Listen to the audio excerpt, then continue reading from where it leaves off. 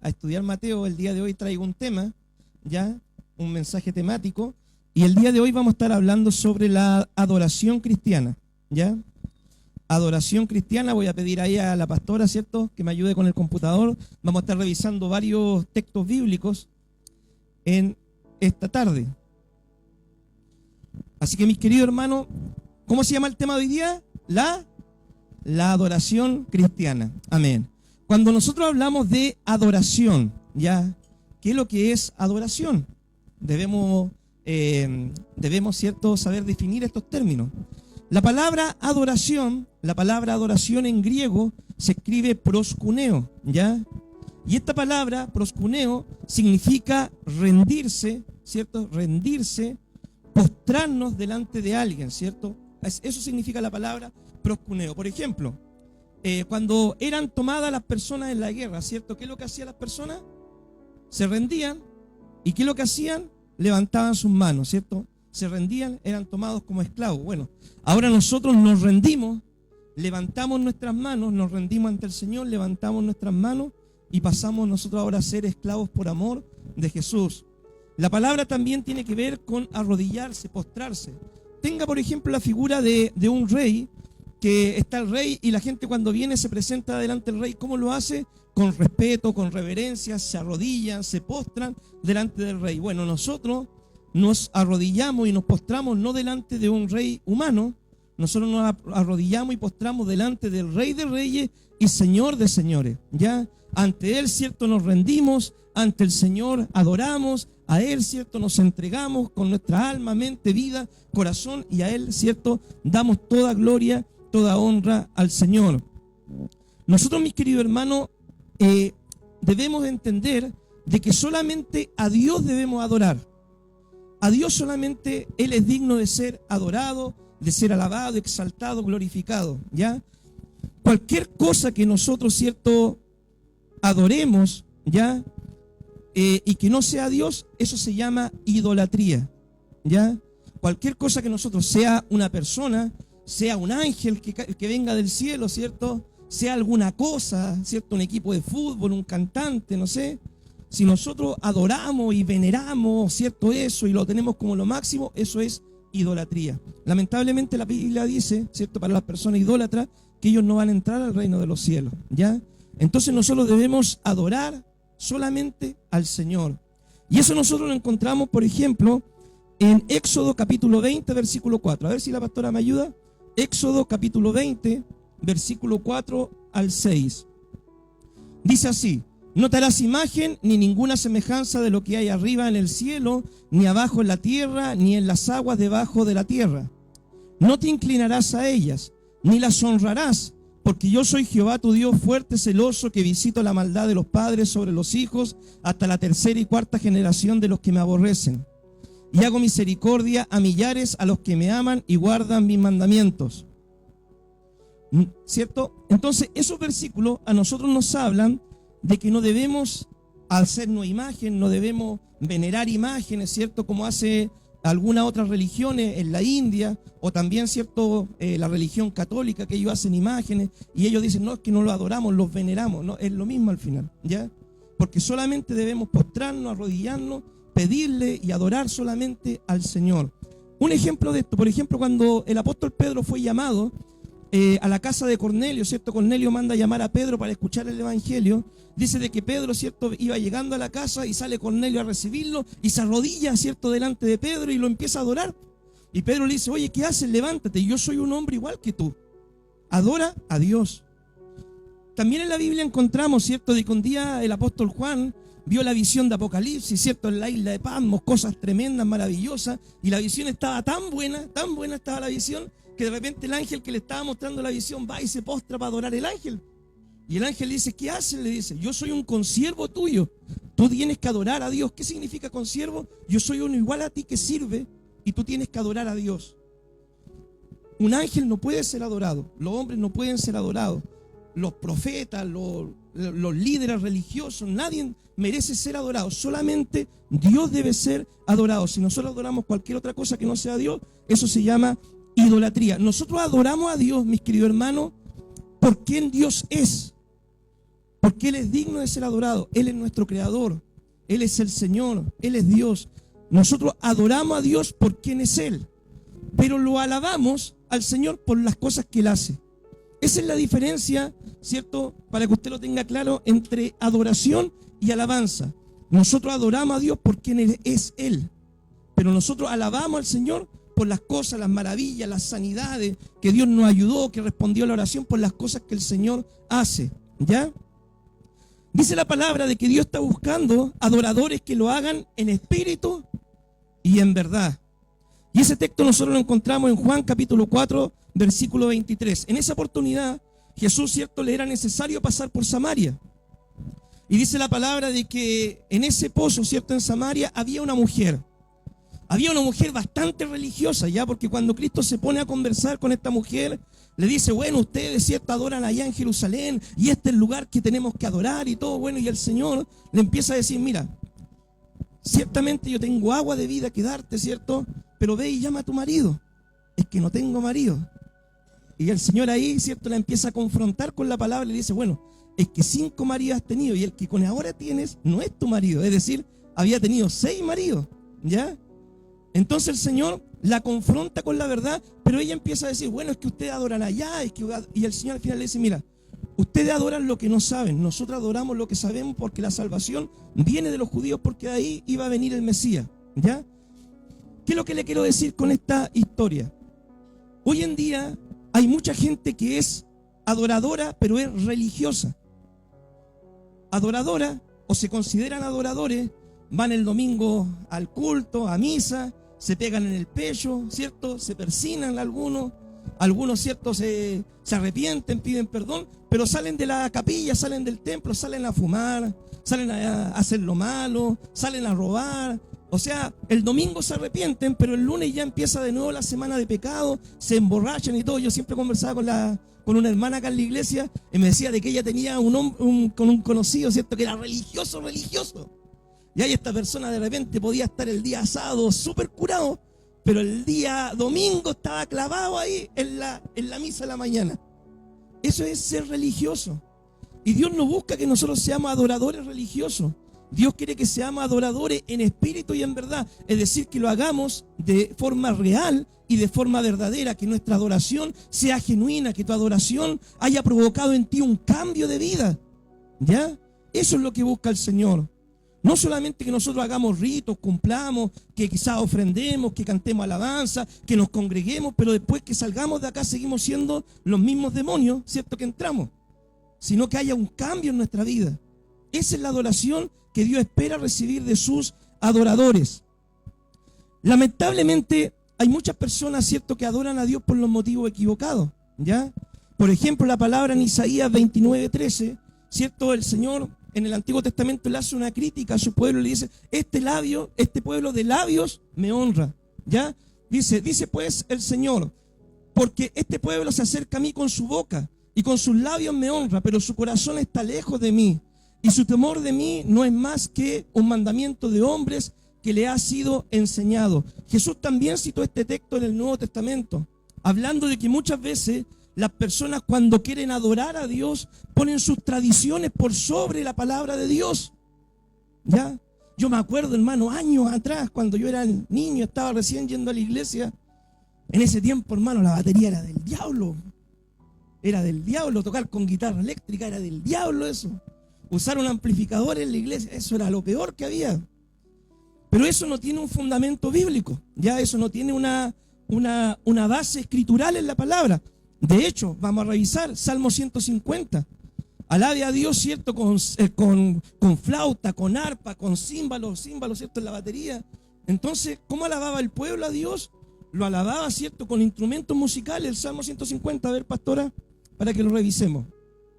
Dice, alabad a Jehová en su santuario, alabadle en la magnificencia de su firmamento, alabadle por sus proezas, alabadle conforme a la muchedumbre de su grandeza, alabadle al son de bocina.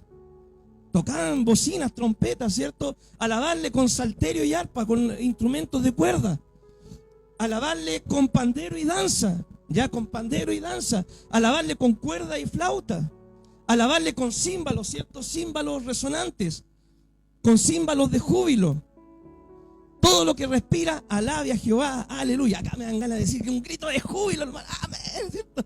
Alabar al Señor. La alabanza al Señor no tiene por qué ser triste, ni monótona, ni apagada, ¿cierto? Debe ser el pueblo cuando alababa a Dios, lo alababa con júbilo, con alegría, con gozo, con regocijo. Ellos se gozaban de estar en la presencia del Señor. Miren, hermano querido, le voy a poner la siguiente escena. A ver, hagamos memoria para atrás. Chile, la final Chile-Argentina por la Copa América, ¿ya? Yo creo que ya más de alguno vio el partido, yo lo vi por lo menos, ya lo confieso. Cuando Chile iba a hacer el gol, ¿cierto? Y Chile va y Chile campeón, ¿cómo lo celebró usted? Yo por lo menos, gol, gracias. Y estaba pero alegre, ¿cierto? No, por fin, Chile por fin gana algo, dije. Imagínense ese mismo gozo. Nosotros tenemos que expresarlo acá. Si somos capaces, mi hermano, de gozarnos por algo secular, algo del mundo, algo sin importancia, mi hermano querido, que es un partido de fútbol. Nosotros no ganamos más ni perdemos más porque Chile gane o pierda. Pero acá estamos adorando al que nos dio la salvación, al que murió por nosotros, al que pagó el precio de nuestra salvación, al Señor, al que nos da vida eterna, al que nos perdona, al que nos sana, al que responde a nuestras oraciones. Con mayor alegría debemos gozar al Señor, con mayor razón debemos gozarnos en la presencia del Señor, ¿ya? Entonces, mis queridos hermanos, nosotros vemos de que muchas veces en el Antiguo Testamento, ¿cierto? Y el Señor lo dice también en el Nuevo, hay personas que adoraron a Dios por motivos equivocados. Y por esto es importante, mi hermano, la supervisión de los líderes, ¿cierto? En los que ejercen la adoración. En un momento, dice la palabra, de que Dios le dijo a Moisés: mira, Moisés, sube al monte porque yo voy a entregarte las tablas de la ley. Y Moisés, ¿cierto? Dice: ya, yo voy a subir al monte, voy a ir con Josué. Aarón, tú quedas a cargo, ¿cierto?, del pueblo, ve que todo esté bien, porque yo voy a la montaña, recibo la ley y bajo. Y Moisés había quedado encargado. Pero Moisés, ¿cierto?, al ver que, Aarón, al ver que Moisés tardaba, el pueblo le empezó a decir: oye, ¿dónde está Moisés que nos sacó? ¿Qué habrá muerto? ¿Qué? No sabemos nada de él. Hagámonos un Dios, ¿cierto? Hagámonos un becerro. ¿Ya? Y ellos van, ¿cierto? Mientras Moisés estaba en la presencia del Señor en los 40 días, Aarón, ¿cierto?, abajo, influenciado por el pueblo, quizás por poco carácter, ¿cierto?, poco liderazgo, dice él: a ver, tráiganme los zarcillos de oro y a ver qué es lo que sale. Y dice de que mágicamente lo echó y se formó un becerro de oro, un torito de oro, ¿cierto? Y ellos decían: este fue el Dios que te sacó de Egipto. Entonces, cuando Moisés recibe la ley del Señor y va bajando, el Señor le dice a Moisés, le dice: mira, el pueblo que sacaste de Egipto está desenfrenado en la idolatría. Y cuando Moisés baja, ¿cierto?, va llegando al templo, ¿cierto? ¿Qué es lo que se encuentra ahí? Una cristoteca en el templo. Entonces Moisés va entrando, ¿cierto?, y ve la cristoteca en el templo, ¿cierto?, con luces de colores, ve a los hermanos al frente haciendo el trencito, y ve a Aarón allá, ¿cierto?, celebrándoles también de que lo que están haciendo estaba bien, con luces, con humo, ¿cierto? Ve más allá que tenían un bar, ¿cierto? Y ve también allá a un lado donde la zona VIP, donde se iban, ¿cierto?, los jóvenes a pololear, ¿cierto?, tranquilo. Entonces estaba el pueblo desenfrenado. Eso fue lo que vio Moisés en términos modernos. Cuando llega al pueblo, un pueblo que estaba desenfrenado, haciendo fiesta, adorando un ídolo, pero no de la forma bíblica que el Señor le había enseñado, que debía ser en santidad, que debía ser en integridad, que debía ser conforme a la ley, ¿cierto?, que el Señor le había entregado. Así que, mis queridos hermanos, los líderes son clave en poder supervisar la adoración del pueblo, ¿ya?, en guiar la adoración del pueblo, en ver que las cosas se hagan bien, mis queridos hermanos, y no doblegarnos muchas veces, ¿cierto?, por el deseo de que quizás tener más músicos, tener más gente que participe. No, sino también, ¿cierto?, marcar las líneas, las pautas de la palabra del Señor. Algunas expresiones, mis queridos hermanos, de la adoración. Vimos, ¿cierto?, en el Salmo 150 de que al Señor lo adoraban con instrumentos musicales, ¿cierto? Amén. Otra expresión de adoración nosotros la encontramos en Éxodo 15, 20 al 22. Éxodo 15, 20 al 22. Dice la palabra del Señor: y María, profetisa, hermana de Aarón, tomó un pandero, ¿cierto? Esto era cuando iban saliendo de Egipto y cruzaron el Mar Rojo. Dice: tomó un pandero y todas las mujeres salieron en pos de ella con panderos y danzas. Por ahí, mis queridos hermanos, mire, si usted me dice a mí, oiga, pastor, ¿por qué no tiene un ministerio de danza en la iglesia y todo el tema? Y en un tiempo hubo, ¿cierto? Hubo un cierto ministerio de danza que hacían coreografía y todo. Bueno, yo, hermano querido, para lo único que hago coreografía de repente es para el ministerio infantil, que uno le enseña las alabanzas con mímica, ¿ya? Pero, por ejemplo, si alguien quisiera expresar su adoración a Dios, ¿cierto?, por medio de la danza, bíblicamente eso tiene respaldo, ¿ya? Bíblicamente hay un respaldo de que María era tal el gozo, la alegría, que de haber salido de Egipto, ¿cierto?, que ella tomó un pandero y se puso a danzar al Señor. Otro texto bíblico que encontramos que habla de la danza como una expresión de adoración es cuando David, ¿cierto?, iba llevando el arca a Jerusalén. Dice que era tanto el gozo que él tenía que se puso a danzar en la presencia del Señor. Una danza espontánea, alegre, gozosa.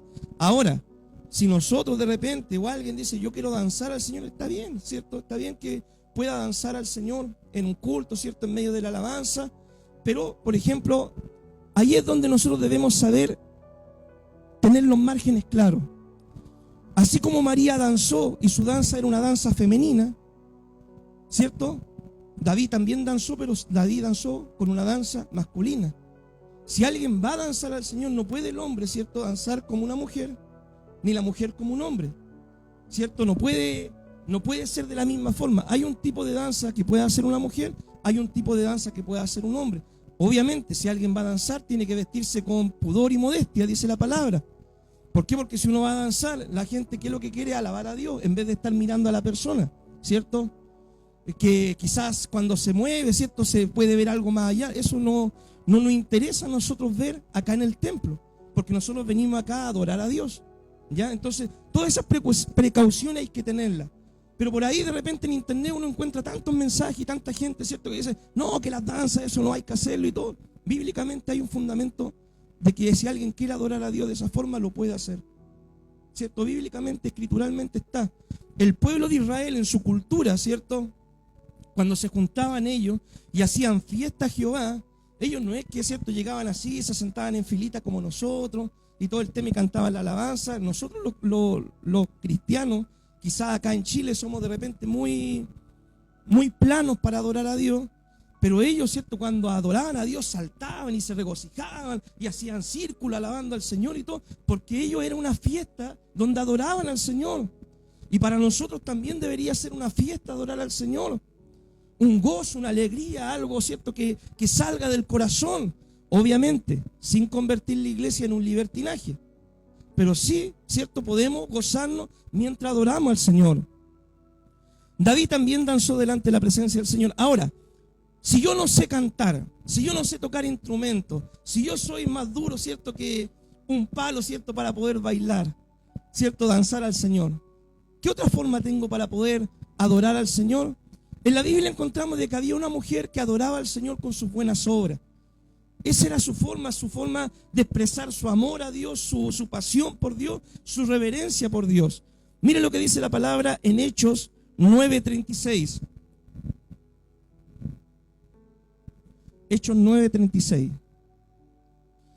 Había entonces en Jope una discípula llamada Tabita, que traducido quiere decir Dorcas. Esta abundaba en buenas obras y limosnas que hacía.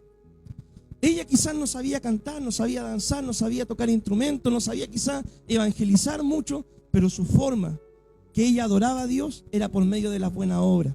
Amén. Ahora, mis queridos hermanos, nosotros a Dios, cuando hablamos de adoración a Dios, ¿ya?, que a Dios hay que adorarlo, ¿cierto?, que Dios merece ser adorado. ¿Cuál cree usted que es la mejor adoración que nosotros le podemos dar al Señor? Nuestra obediencia, exactamente. Esa es la mejor adoración que usted le puede dar al Señor. Usted no saca nada con hacer largas oraciones, con hacer largos días de ayuno, con traer harto recurso económico a la iglesia, si usted no obedece al Señor. Hay cosas que son primordiales y la obediencia es primordial. Veamos lo que dice la palabra del Señor en 1 Samuel 15:22. 1 Samuel 15:22. Dice, y Samuel dijo, acá Samuel le está hablando a Saúl, ¿ya? ¿Cuál es el contexto histórico? Dios le habla a Samuel, al profeta, y le dice: dile al rey Saúl que vaya y haga guerra contra Amalek, ¿ya? Y que destruya a Amalek, y que no tome nada del botín de ellos y que todo lo queme. Ese era el mandato de Jehová por medio de Samuel a Saúl, el primer rey de Israel. Entonces acá dice: y Samuel dijo: se complace Jehová tanto en los holocaustos y víctimas como en que se obedezcan a las palabras de Jehová. Ciertamente el obedecer es mejor que los sacrificios, y el prestar atención que la grosura de los carneros. ¿Qué había sucedido? Samuel le da la instrucción a Saúl. Saúl fue, pero encontró que los animales estaban muy buenos para sacrificarlos. Entonces, ¿qué hizo? Tomó todas las vaquitas, todo, y dijo: con esto voy a ofrecer una primicia al Señor. Y cuando llega ahí, ¿cierto? Y Samuel lo encuentra, le dice: ¿pero qué hiciste? Si Dios te dio una orden de que destruya, ¿cierto?, el anatema. Eso está bajo maldición, tienes que destruirlo. Y, ¿cierto?, Saúl dijo: no, es que guardé lo mejor para Jehová, ¿cierto? Y ahí Samuel, ¿cierto?, le da este texto, le dice: no, Dios se complace más en la obediencia que en los sacrificios, ¿ya? Y así, en lo más importante, mis queridos hermanos, es obedecer al Señor. Cuando tú obedezcas a Dios, tu ofrenda, tu ayuno, tu oración, tu alabanza va a ser grata al Señor, porque es necesario hacerlo. Pero primero va la obediencia al Señor. Nosotros, mis queridos hermanos, debemos entender que como hijos de Dios debemos adorar a Dios en todo tiempo. Acá nuestro compromiso con el Señor, ¿cierto? Nuestro compromiso con Dios es como en el matrimonio, ¿ya? Nosotros con Dios debemos adorarlo en tiempos de bendición y también en medio de las pruebas, las dificultades. Mi querido hermano, si no se lo han profetizado, yo se lo voy a profetizar. En el mundo usted pasará aflicciones, porque eso es parte de la vida. No existe el evangelio de que ven a Cristo y no va a tener nunca más un problema. No existe eso, no es bíblico. En el mundo usted pasará minutos de mucha bendición, de prosperidad, donde va a llegar a fin de mes con plata y donde va a creer que va todo viento en popa, y va a pasar minutos de enfermedad, de problemas quizá en su matrimonio, de problemas con los hijos, de enfermedad, porque el mundo es así. Tenemos tiempos buenos y tiempos malos. Cuando hay tiempos de bendición hay que adorar al Señor con mayor razón. Porque también algunos, cuando hay tiempos de bendición, ¿qué es lo que hacen? Se alejan. De repente está tan buena la bendición que se olvidan de Dios, pues, y por eso Dios no los puede seguir bendiciendo más. Y otros, ¿cierto?, cuando viene la prueba, ¿cierto?, algunos se alejan. No, es que esto no es para mí. Es que cuando estaba en el mundo estaba mejor. No, es que estoy pasando tanto pruebas, desde que sirvo al Señor, desde que voy a la iglesia, desde que trato de hacer bien las cosas, parece que me va mal. Y no, mi querido hermano, uno debe ser fiel a Dios en las bendiciones y también en los minutos de prueba. Mire lo que dice la palabra en el libro de Job, capítulo 1, versículo 20. ¿Te conoce la historia de Job? Job era un hombre totalmente bendecido, le había ido bien, tenía su casa, sus terrenos, sus animales, sus hijos. Y de repente un día Satanás dice: pero es que Job te sirve porque tú lo tienes bendecido. Y el Señor le dijo: bueno, entrego todo lo que es de Job en tus manos, solamente no toques su alma. Y Satanás fue, ¿cierto?, y empezó a lloverle las calamidades a Job. Dios quitó la cobertura, ¿cierto?, lo entregó al enemigo para que lo zarandeara y empezaron a lloverle calamidades. Los ganados se los llevaron, murieron sus siervos, murieron sus hijos. Al final Job termina con una sarna maligna en todo su cuerpo. ¿Ya? Su esposa le termina diciendo: ¿para qué tanto que obedece a Dios? Maldice a Dios y muérete, le dice su esposa. Ni aún en su familia tenía apoyo. Pero Job, ¿cierto?, hace una declaración después de todo este proceso de prueba. Y Job dice: entonces Job se levantó, rasgó su manto, ¿cierto?, eso es en señal de dolor, rasuró su cabeza y se postró en tierra. ¿Y qué es lo que hizo? Adoró. En medio de los problemas, en medio de las crisis, en medio de las situaciones difíciles, Dios espera que tú adores al Señor. Dios espera que tú adores al Señor en medio de las pruebas. Mis queridos hermanos, yo he pasado, por así decirlo, dos situaciones muy tristes en mi vida, ¿ya? Una fue en el tiempo del COVID, ya cuando mi papá estuvo hospitalizado varios días, entubado, súper mal, de salud súper mal. Yo pensaba sinceramente que mi papá no iba a vivir, que él se iba a morir en ese tiempo en el hospital. Yo creía eso. Yo oraba al Señor, yo lo entregaba al Señor y lo único que le decía: Señor, mira, si él va a partir, que parta, pero para que esté contigo. Yo no quiero que mi papá se vaya al infierno. Lo único que le decía. Y me acuerdo de que tenía que trabajar en la noche. Después llegaba a la casa, ¿cierto? Me bañaba, tenía que ir a la carnicería para poder ayudar con la carnicería. Terminaba la carnicería, ¿cierto? De trabajar, de ayudar en la carnicería y tenía que venir al culto. Eran días, mis queridos hermanos, donde yo estaba, pero la palabra literal era reventado. Así estaba. Mal. Anímicamente, emocionalmente, cansado, hermano. Si ahora estoy cansado, eso en ese tiempo estaba más cansado.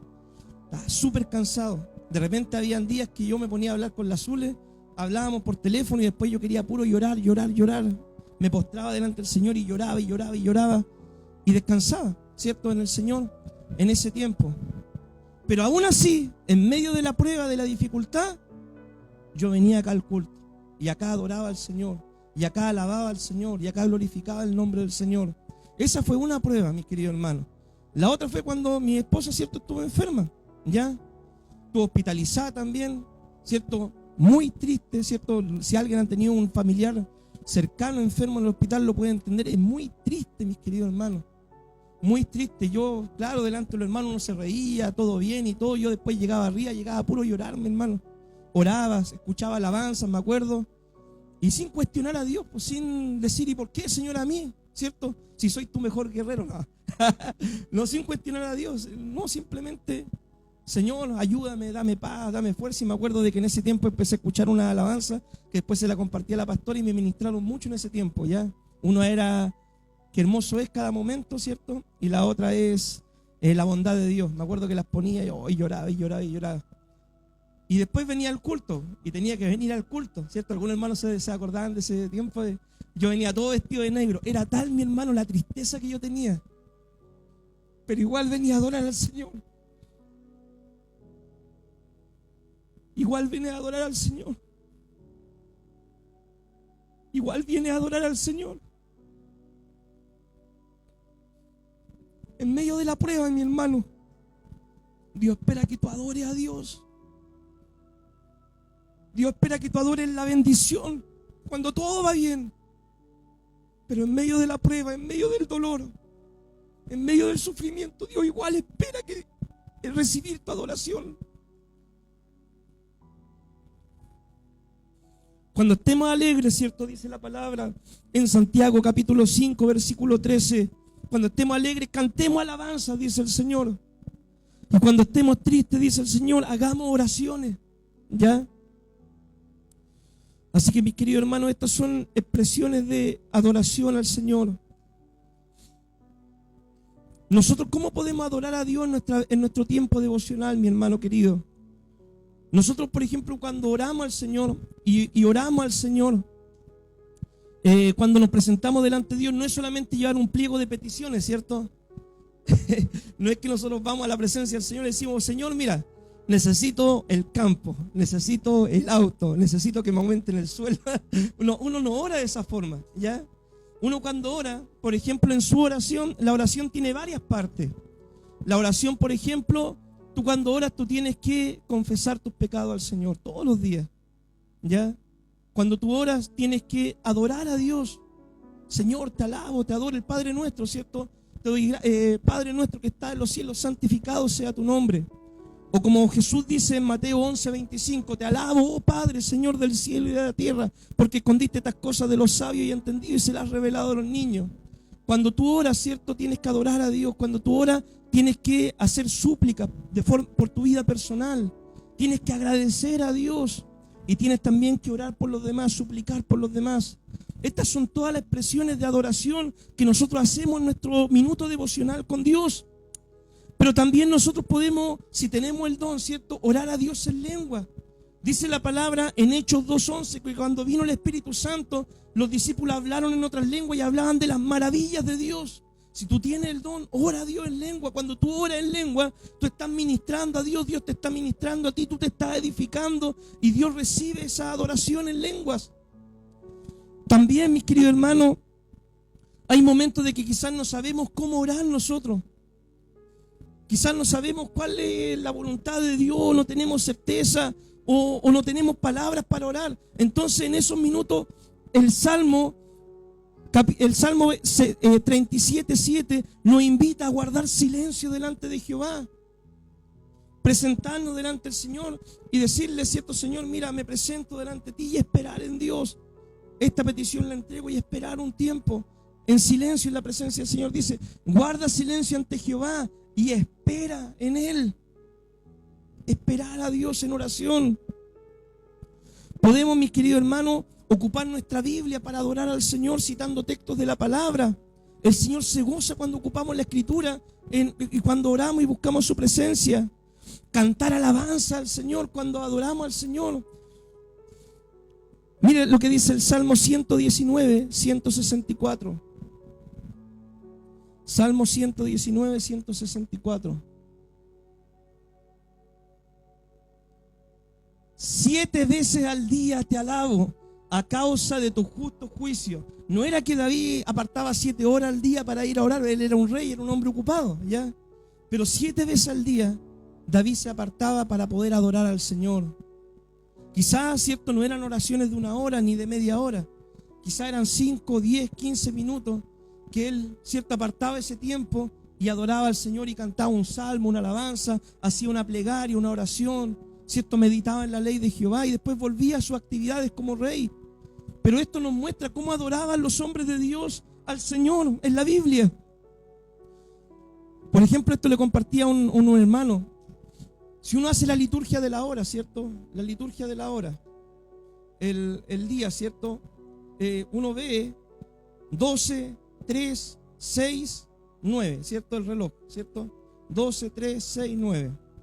Entonces, por ejemplo, mis queridos hermanos, si alguien dice, ya voy a orar al Señor de madrugada, te levantas, ¿cierto? A las 6 de la mañana, haga una oración al Señor. No es necesario que sea 1 hora pero haga una oración al Señor a las 6 de la mañana. Después a las 9 de la mañana, cuando está en el trabajo, va un ratito al baño, ¿cierto? Y hace una oración y le canta una alabanza al Señor en 10, 15 minutos. Después a las 12 del día, a la hora de colación, en un momento, ¿cierto? Para pedir los alimentos, va y bendice al Señor cuando está orando por tu alimento. Después a las 3 de la tarde vas de nuevo al baño, ¿cierto? Hay que ir 2 veces en el trabajo. Entonces uno va de nuevo y ahí puede adorar al Señor de nuevo.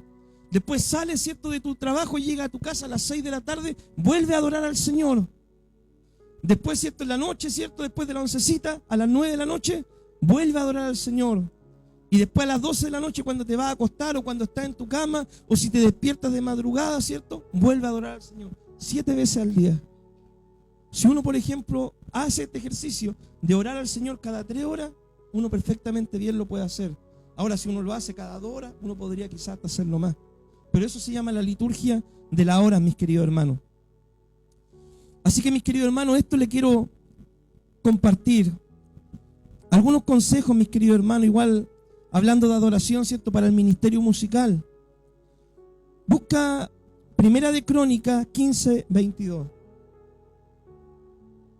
Un día conversaba con un hermano, ¿cierto? Me decía, estaba un poco triste, desanimado, ¿cierto?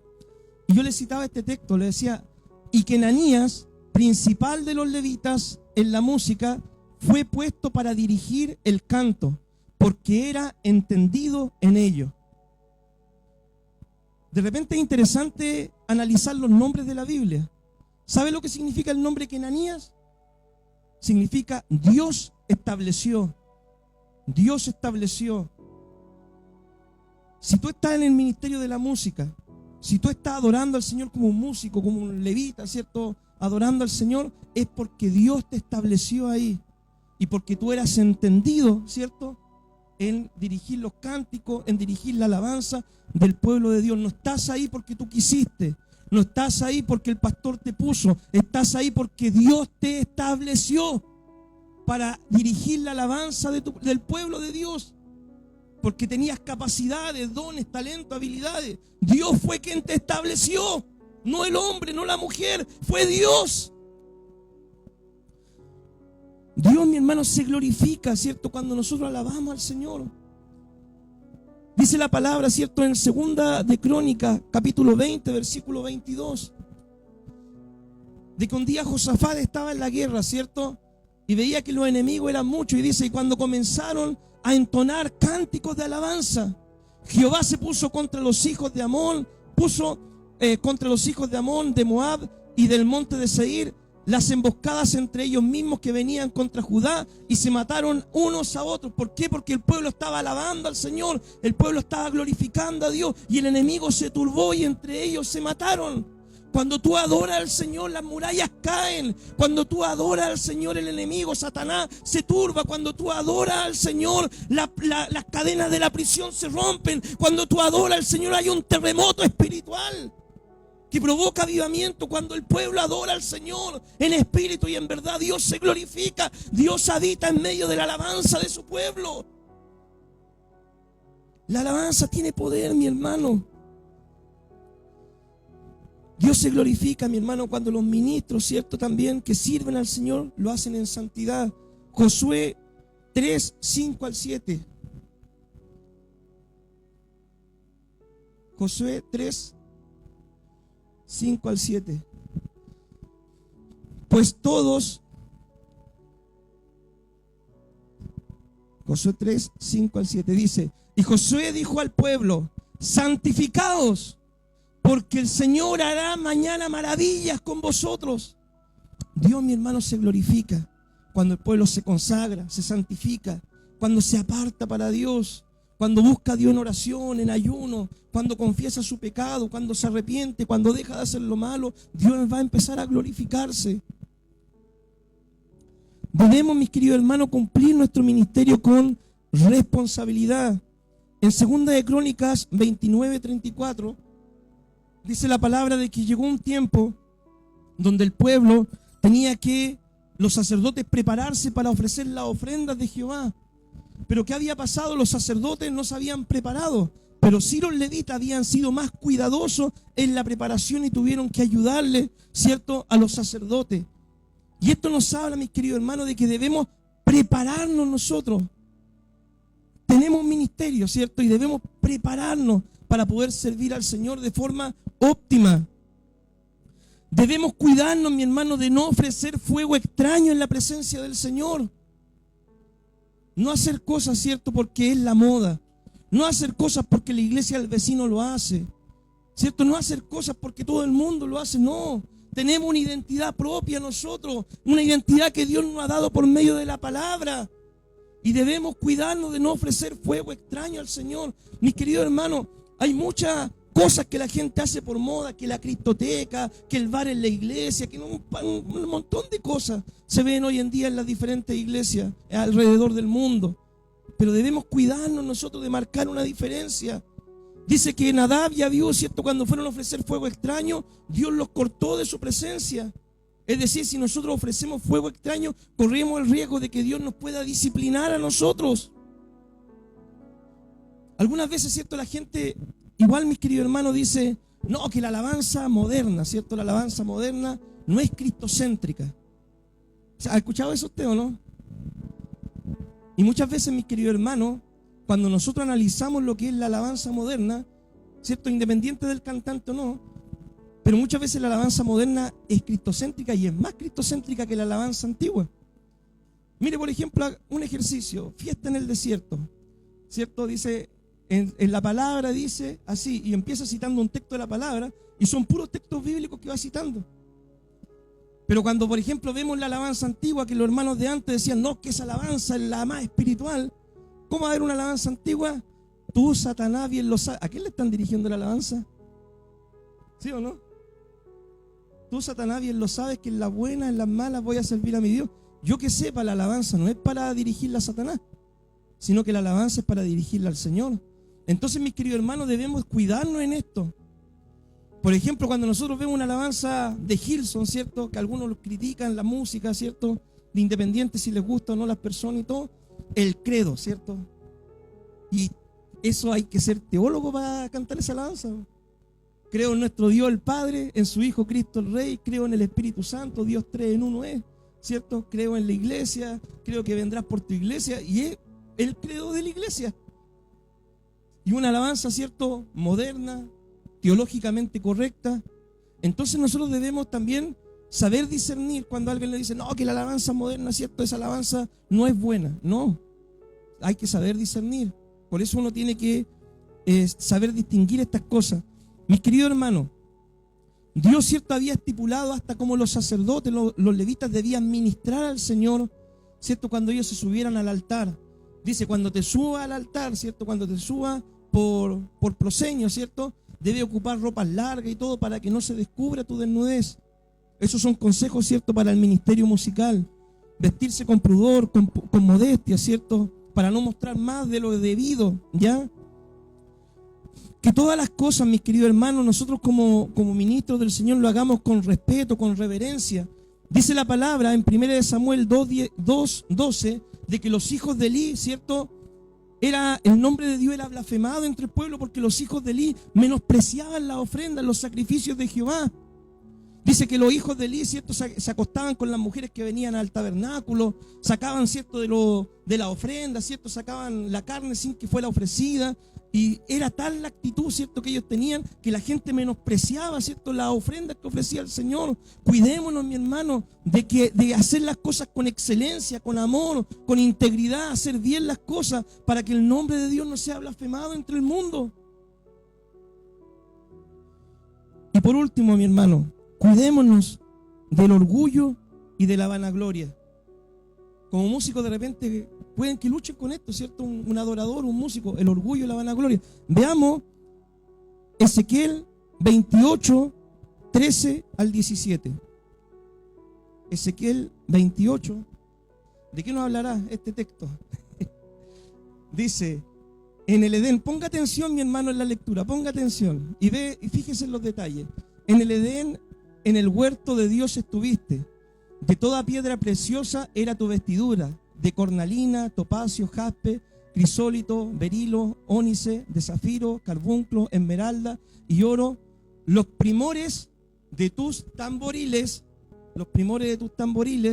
y las flautas estuvieron preparados para ti en el día de tu creación. Por este texto muchos teólogos dicen de que Satanás, ¿cierto?, era el ángel de la música en el cielo, antes de su caída. ¿Ya? El ángel musical. Los ángeles tienen asignaciones específicas, ¿ya? Por ejemplo, Gabriel, ¿cierto?, el ángel mensajero, Miguel, el que cuida al pueblo de Dios, ¿cierto? Acá el enemigo, ¿cierto?, antes de su caída era el encargado de la música, un querubín, ¿cierto? Dice que tú, querubín grande y protector, yo te puse en el santo monte de Dios y allí estuviste en medio de las piedras de fuego, te paseabas. ¿Quién lo había establecido en el huerto, en la presencia del Señor? Dios lo había establecido. Vimos de que Dios es quien establece, ¿cierto? Dice, perfecto era en todos tus caminos, desde el día que fuiste creado hasta que se halló en ti maldad. Ahí se empezó a desviar, ¿cierto?, el enemigo. Dice, a causa de la multitud de tus contrataciones, palabra clave, contrataciones. ¿Qué es lo que es contrataciones? Prestar servicio a cambio de un dinero, de pago. Eso es contratación, ¿ya? Cuando uno contrata a alguien, ¿cierto? Alguien presta un servicio y yo le pago, ¿ya? A causa de la multitud de tus contrataciones, fuiste lleno de iniquidad. ¿Cuántos músicos no han caído por esto? A causa de tus contrataciones, que ven a tocar y te pago tanto. Y muchos empiezan así adorando al Señor, con un amor genuino al Señor, con un amor sincero. Pero después pasa el tiempo, no tengo tiempo para congregarme. ¿Por qué? Porque tengo que hacer mi gira en Houston, en Miami, en Nueva York, en New Jersey, en México. Después ya vamos para Latinoamérica, ¿cierto? Porque ya como estuvimos con los gringos, después vamos bajando así, hasta que al final llegamos a Chile, ¿ya? Y de repente, mi hermano, uno, ¿cierto?, ve las carteleras de las bandas cristianas y del mes que tiene 30 días, y uno sé, ¿dónde sacan tantos días, hermano querido? ¿Cierto? Y concierto, todos los días conciertos. Y conciertos pagados, contrataciones. No son conciertos gratis, por amor a la obra, evangelísticos para atraer gente, sino conciertos donde tú tienes que ir, pagar una entrada. Y lo mismo que cantaron en Nueva Jersey, ¿cierto? Lo cantan después en Houston y lo cantan el mismo concierto, lo cantan en Miami y el mismo concierto lo cantan en San Francisco. Muchas veces, mi hermano, muchos músicos han caído por causa de esto, a causa de sus contrataciones. Se desviaron del propósito original, del cual es la alabanza. Que la alabanza es para Dios, para alabar a Dios, no para hacernos pagar, ¿cierto?, por alabar al Señor. Esto también le pasa a los predicadores, mi hermano, cuando se vuelven famosos algunos de ellos. Si no está buena la ofrenda, no van a predicar. Si no les ponen todas las regalías, no van a predicar. Cuidémonos de esto, mi hermano, porque eso fue lo que causó la caída de Satanás, ¿ya? Así que, mis queridos hermanos, para terminar, estoy como un hermano que antes que decía voy a terminar y no terminaba nunca, ¿cierto? Una vez yo le dije, pero hermano, dijiste como 3 veces que iba a terminar, ¿y por qué no termináis? O sea, es que para mantener la atención, me dijo. Para terminar, esta sí, la final. Dice, había una vez un rey que tenía un gran palacio donde celebraba cada día banquetes para su pueblo. En el centro del palacio había una orquesta formada por instrumentos de todo tipo: guitarras, tambores, flautas, pianos y voces hermosas. Cada instrumento había sido elegido personalmente por el rey y cada uno tenía un sonido único. Durante muchos años, la música llenaba el palacio y alegraba al pueblo. Pero un día, algunos instrumentos comenzaron a cansarse. La guitarra dijo: estoy cansada de tocar siempre las mismas canciones. Nadie nota mi esfuerzo. El tambor murmuró: yo marco el ritmo, pero nadie me lo agradece. Mejor guardaré silencio por un tiempo. La voz principal comentó: siento que canto sola. Nadie me sigue. Tal vez es hora de dejar de cantar. Y poco a poco, uno tras otro, los instrumentos fueron callando. El palacio quedó en silencio y la alegría del pueblo se apagó. Entonces el rey los reunió y le habló con voz suave pero firme. Yo los elegí a cada uno, porque sin su sonido mi palacio está incompleto. El tambor da el pulso que mantiene viva la canción. La guitarra lleva la melodía que toca los corazones. La voz guía al pueblo para cantar conmigo. Pero si uno calla, mi música pierde su fuerza. El rey tomó cada instrumento, los limpió, los afinó y los volvió a colocar en su lugar. Y cuando todos comenzaron a sonar nuevamente, la música fue más hermosa que nunca, porque ahora cada uno entendía que no servía por ser el más escuchado, sino por ser fiel al llamado del rey. El rey es el Señor.